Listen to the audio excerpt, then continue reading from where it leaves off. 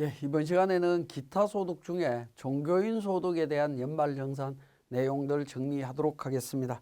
자, 교재는 378페이지 정도가 되겠고요. 내용 정리하겠습니다. 자, 종교인 소득이라고 하는 부분은 종교 관련 종사자가 종교의식을 집행하는 등 종교 관련 종사자로서의 활동 관련해서 이제 종교단체로부터 받은 소득을 말합니다. 자, 이 소득은 원칙은 어떻게 되어 있냐면 기타 소득으로 처리되도록 되어 있습니다. 자, 원래는 우리 소득세법에는 이자 배당 사업 근로 연금 기타 소득 중에 하나만 선택하도록 되어 있죠. 하나를 선택하는 것이 아니라 하나로 정해져 있습니다. 정해져 있는데 종교인 소득에 대해서는 원칙은 기타 소득입니다. 기타 소득인데 예외적으로 근로소득으로 원천징수하거나 과세표준 확정신고 시에 근로소득으로도 분류할 수 있다라는 겁니다.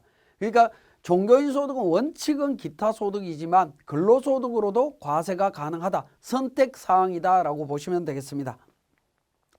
자, 그 다음에 종교인 소득에 대한 과세 체계입니다. 매월 또는 반기별로 기타 소득 또는 근로소득으로 원천징수합니다. 간이세액표에 의해서 신고를 한다라는 거죠. 근로소득에 대해서는 간이세액표로 신고하는 것을 당연하다라고 생각을 합니다. 근데 종교인 소득에 대해서는 기타 소득으로 신고하더라도 간이세액표가 있다라고 보시면 되겠습니다. 자, 그 다음에 원천징수 안 할 수도 있습니다. 우리가 급여를 지급할 때 일반적인 근로자한테 급여를 지급할 때는 당연히 원천징수를 해야 됩니다. 근데 종교인 소득에 대해서는 기타 소득이나 근로소득으로 원천징수 할 수도 있지만 원천징수 안 할 수도 있다라는 겁니다. 안 하게 되면 어떻게 되느냐? 종교인 소득을 받은 사람, 소득자가 5월 말까지 종합소득세를 신고해야 됩니다. 요거는 소득자가 신고를 하는 겁니다. 그죠? 원천징수, 종교단체가 원천징수를 안 했다면 소득자는 다음 연도 5월 달까지 신고를 하도록 되어 있습니다. 자, 그 내용을 우리 정리를 해보면 종교단체와 종교인 소득, 즉 원천징수 의무자와 과세표준 신고 대상자인 종교인 소득입니다.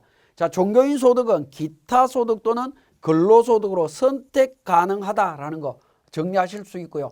그러니까 뭐냐면 종교단체가 기타 소득으로 원천징수하든 근로소득으로 원천징수 둘 중에 아무거나 할 수 있고요.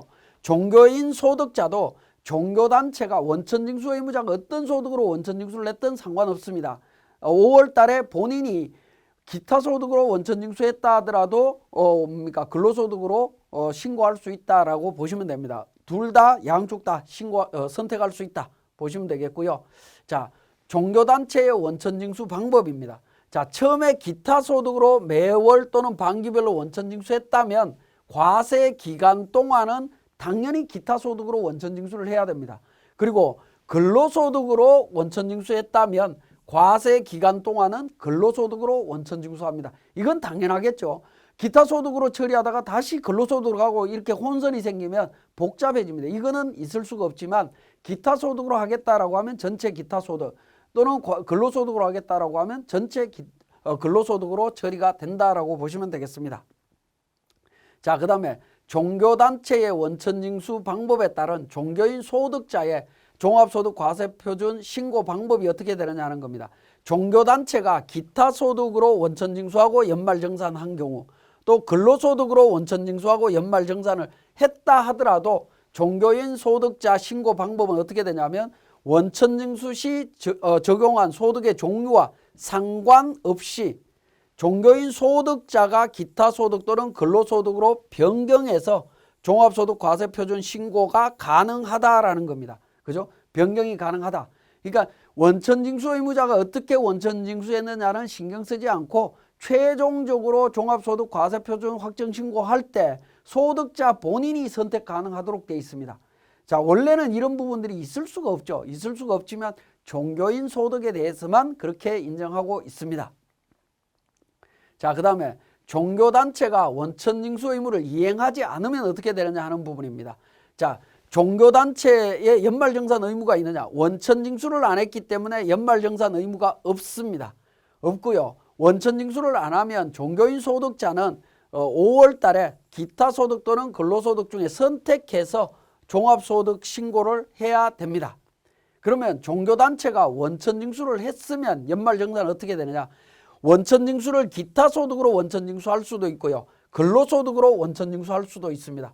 근로소득으로 원천징수했다면 다음 연도 2월 말까지 연말정산을 시행해야 됩니다. 근로소득인 경우에는 일반 급여자에 대한 근로소득과 동일한 방식으로 진행이 됩니다.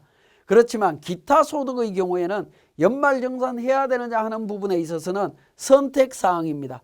연말정산을 해도 좋고 기타 소득으로 연말정산을 해도 좋고 연말정산을 안 해도 된다라는 겁니다. 미선택하게 되면 종합소득 확정신고 의무가 발생이 됩니다. 종합소득세 확정신고 의무가 발생이 된다는 것은 원천징수 의무자인 종교단체가 하는 것이 아니라 종교소득자가 한다라고 보시면 되겠습니다. 조금 복잡하죠, 그죠? 동일한 소득에 대해서 이래도 되고 저래도 된다라는 측면이 있기 때문에 조금 복잡합니다. 자, 그 다음에 종교인 소득, 기타 소득에 대한 과세 체계를 적용한 부분입니다. 기타 소득일 때입니다. 과세 소득은 종교활동과 관련하여 소속된 종교단체로부터 받은 소득이고요. 비과세 소득입니다. 학자금, 식사대, 실비 변상액, 출산 보육수당, 사택 제공이 이런 부분들은 비과세로 규정이 되어 있습니다. 구체적인 내용은 우리 교재에 간략하게 요약이 되어 있으니까 참고로 보시고요. 자, 기타 소득으로 처리되었을 때 비과세 소득을 빼고 그 다음에 필요경비를 인정을 해줍니다. 근로소득으로 인정했을 때는 근로소득공제를 했었죠. 그것처럼 필요경비 인정해 주는데 받은 금액이 2천만 원 이하면 80%를 공제를 합니다. 4천만 원 이하일 때는 50%, 6천만 원 초과하게 되면 20%를 공제하는 방식으로 해서 필요경비를 인정해 주고 있습니다. 자, 소득공제로 들어갑니다. 자, 과세소득에서 비과세 빼고 필요경비 뺀 금액에서 소득공제를 해주는데 기본공제, 추가공제, 연금보험료공제, 중소기업 창업투자조합의 출자 등과 관련되는 부분, 개인연금저축공제 이런 부분들 우리 일반 근로자에 대한 기본공제라든가 추가공제라든가 이런 부분이 있죠. 동일하게 적용이 된다라고 보시면 되겠습니다.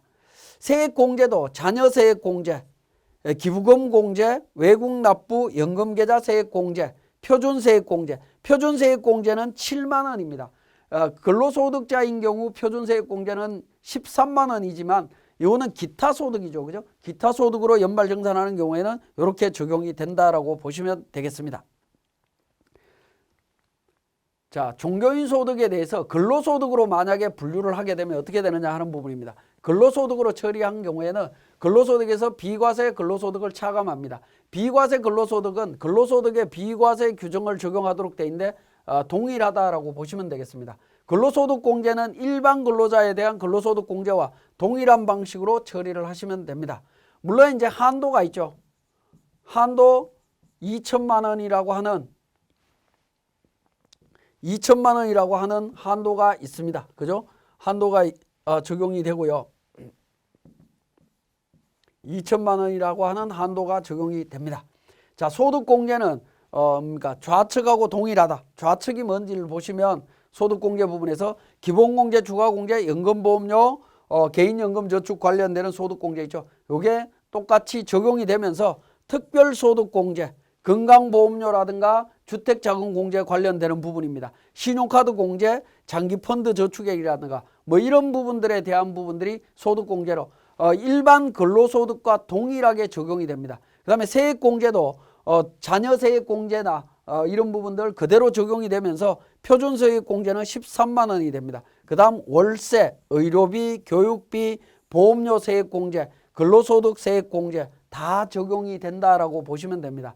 그러니까 종교인 소득에 대해서 근로소득으로 만약에 해서 연말정산을 한다라고 하면 일반 근로자하고 똑같이 계산이 된다라고 보시면 되겠고요. 기타 소득으로 처리된다라고 하면 필요경비와 소득공제, 세액공제가 기타 소득에 맞게 근로소득자만 적용되는 특별세액공제라든가 이런 부분들은 제외된다. 뭐 그렇게 이해를 하시면 되겠습니다. 자, 그 다음에 종교인 소득과 근로소득의 과세 체계를 한번 비교를 해보겠습니다. 즉 기타 소득으로 처리하는 경우하고 근로소득으로 처리하는 경우, 자, 총수익금액은 비과세 소득은 제외하고 총수익금액으로 갑니다. 똑같습니다. 근데 필요경비는 어떻게 돼 있죠? 필요경비와 근로소득 공제가 달리 적용이 되죠. 필요경비는 최대치가 80% 공제가 되도록 되어 있었죠. 필요경비 관련되는 부분들이. 근데 이제 우리 그 근로소득은 근로소득 공제하고 동일하게 적용이 되도록 되어 있습니다. 이 부분에 조금 차이가 있고요. 자, 소득공제로 가봅니다. 인적공제, 기본공제와 추가공제 관련되는 부분인데 기타 소득도 동일하게 적용이 되고요. 근로소득도 동일하게 적용이 됩니다. 국민연금 당연히 공제가 되는 부분입니다. 그런데 이제 특별공제 관련되는 부분에 있는 내용들이 있죠. 조세특례제한법에 있는 부분, 이 부분들은 적용이 안 된다라는 겁니다. 왜냐하면 이 부분은 근로소득자만 적용이 되는 거죠. 그죠? 근로소득자만 적용이 되기 때문에 기타 소득에서는 적용이 안 됩니다. 당연히 근로소득으로 분류했다면 당연히 적용이 되는 부분이고요. 그죠? 그 부분 구분해서 봐주시면 되겠습니다. 자, 그 다음에 과세표준 세율 부분입니다. 자, 세액공제 쪽에서 세액공제 쪽에서 근로소득 세액공제, 당연히 기타 소득일 땐 적용이 안 되겠지만 근로소득일 때는 적용이 됩니다. 자녀세액공제, 연금계좌 관련되는 부분 적용이 되고요. 자, 그 다음에 특별세액공제, 보험료, 의료비, 교육비, 기부금 관련되는 부분, 이 부분 있죠. 이 부분도 보험료, 의료비, 교육비 관련되는 부분만 그죠? 보험료, 의료비, 교육비 관련되는 부분은 근로소득자만 적용이 되죠. 그래서 기타 소득은 적용이 안 되는 부분이고요. 근로소득자는 적용이 되고 있습니다. 기부금과 표준세액공제, 기타 소득은 7만 원만 적용이 되는 거고 근로소득은 13만 원 적용이 됩니다. 정치자금 기부금은 당연히 같이 적용이 되고 있습니다. 그렇게 해서 세금을 계산해서 신고 납부할 수 있다라고 보시면 되겠습니다. 자, 그 내용이 우리 교재에 자세하게 내용이 나와 있습니다. 383페이지에 그 과세 체계에 대한 비교 설명까지 내용이 나와 있습니다. 자, 그 다음에 연말정산 시기는 어떻게 되느냐 하는 부분인데 근로소득과 동일하다라고 보시면 됩니다. 해당 과세기간에 다음 연도 2월에 연말정산을 한다라는 거고요. 종교인이 퇴직하는 경우에는 연도 중에 퇴직하는 경우 퇴직하는 날에 급여를 지급할 때 연말정산하고 원천징수 영수증을 교부한다. 즉 중도퇴사자 연말정산과 동일하다라고 보시면 되겠습니다. 자, 지급명세서에 대한 부분이 되겠습니다. 종교인 소득에 대한 소득의 종류, 기타 그 사업소득과 연말정산 이행 여부에 따라 지급하는 지급명세서 서식이 다르다라는 겁니다. 자, 여기에 사업이라고 되어 있는데 근로 부분이죠. 그죠? 근로소득이 됩니다. 자, 다릅니다. 자, 기타 소득이라고 처리를 했을 때 연말정산을 했다면 종교인 지급명세서라고 하는 연말정산용이 있습니다. 그걸로 제출하는 거고요. 연말정산을 하지 않았다라고 하면 기타소득 지급명세서라고 해서 연간 직계표가 별도로 있습니다. 별도로 제출하셔야 되고요. 근로소득으로 연말정산했다라고 하면 근로소득 지급명세서로 제출한다라는 겁니다. 그래서 연말정산 이행 여부에 따라서 제출해야 되는 지급명세서 양식이 다르다라는 점도 반드시 좀 기억을 하셔야 될 것 같습니다. 자, 종교인 지급명세서에 대한 부분, 미제출했을 때 어떻게 되느냐 하는 부분인데요. 이 지급명세서 제출 의무는 2018년도부터 규정이 되어 있었습니다. 그렇지만 유예를 하고 있다가요. 가산세를 유예하고 있다가 2020년 1월 1일 이후 발생해서 지급하는 소득분부터 미제출하거나 불분명한 경우 또는 기재된 금액이 사실과 다른 경우에는 가산세 1%, 3개월 내에 제출하게 되면 0.5% 적용을 합니다. 자, 이 부분이 2020년 1월 1일부터 이번에 처음 적용이 되는 부분이기 때문에 종교인 소득에 대해서도 지급명세서를 반드시 제출을 하셔야 됩니다. 제출하지 않으면 가산세 문제가 발생을 합니다. 그럼 지급명세서 제출 기한은 언제냐라는 부분이죠. 자, 근로소득으로 원천징수해서 지급명세서를 작성하시게 되면 어떻게 되겠습니까? 자, 근로소득 연말정산과 관련되는 부분은 우리 지급명세서가 일반적으로 3월 10일까지 제출하는 부분이죠. 자, 기타 소득과 관련되는 부분은 어떻게 됩니까? 종교인 소득이 아닌 일반적인 경우는 결국에 2월 말일까지입니다. 그죠? 말일까지인데 종교인 소득인 경우에는 2월 말일이 아니라 3월 10일까지로 된다라는 사실입니다. 지급명세서는 자, 기타 소득에서 우리가 혼선이 있을 수 있는데 일반적인 기타 소득은 2월 말일까지 지급명세서 제출하셔야 됩니다. 그렇지만 종교인 소득에 대해서는 3월 10일까지 제출하도록 되어 있습니다. 그러니까 원천징수 의무자 입장에서는 기타 소득으로 원천징수했던 근로소득으로 원천 징수했던 그거와 상관없이 3월 10일까지 제출해야 되는 부분이고요. 3월 10일까지 제출하지 못할 경우에는 가산세 문제가 이렇게 발생할 수 있다는 점 기억하시면 되겠습니다. 자, 지금까지 종교인 소득에 대한 과세 문제를 살펴봤습니다.